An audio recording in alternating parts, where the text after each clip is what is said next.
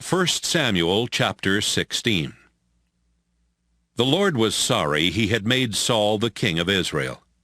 One day he said, Samuel, I've rejected Saul, and I refuse to let him be king any longer. Stop feeling sad about him. Put some olive oil in a small container and go and visit a man named Jesse who lives in Bethlehem.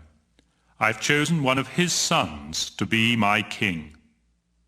Samuel answered, If I do that, Saul will find out and have me killed. Take a calf with you. The Lord replied. Tell everyone that you've come to offer it as a sacrifice to me, then invite Jesse to the sacrifice. When I show you which one of his sons I have chosen, pour the olive oil on his head. Samuel did what the Lord told him and went to Bethlehem. The town leaders went to meet him, but they were terribly afraid and asked, Is this a friendly visit? Yes, it is. Samuel answered, I've come to offer a sacrifice to the Lord. Get yourselves ready to take part in the sacrifice and come with me. Samuel also invited Jesse and his sons to come to the sacrifice, and he got them ready to take part. When Jesse and his sons arrived, Samuel noticed Jesse's oldest son, Eliab. He has to be the one the Lord has chosen, Samuel said to himself.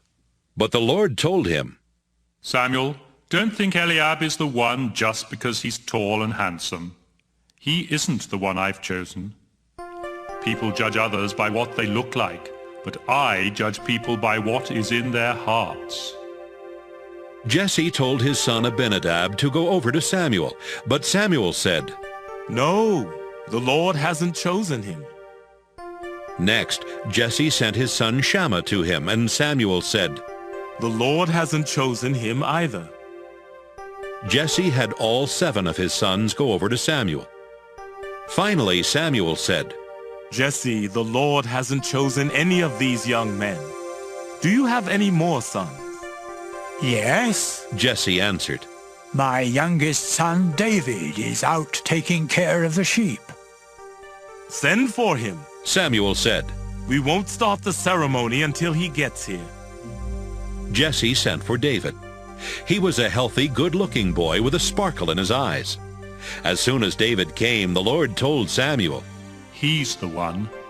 Get up and pour the olive oil on his head. Samuel poured the oil on David's head while his brothers watched. At that moment, the Spirit of the Lord took control of David and stayed with him from then on. Samuel returned home to Ramah. The Spirit of the Lord had left Saul, and an evil spirit from the Lord was terrifying him. It's an evil spirit from God that's frightening you. Saul's officials told him, Your Majesty, let us go and look for someone who is good at playing the harp. He can play for you whenever the evil spirit from God bothers you, and you'll feel better.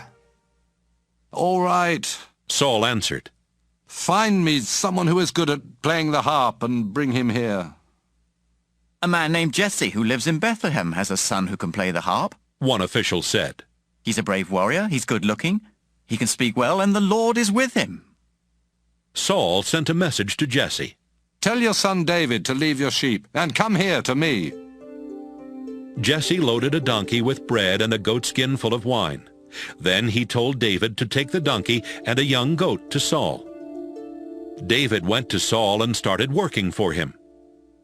Saul liked him so much that he put David in charge of carrying his weapons. Not long after this, Saul sent another message to Jesse. I really like David. Please let him stay with me.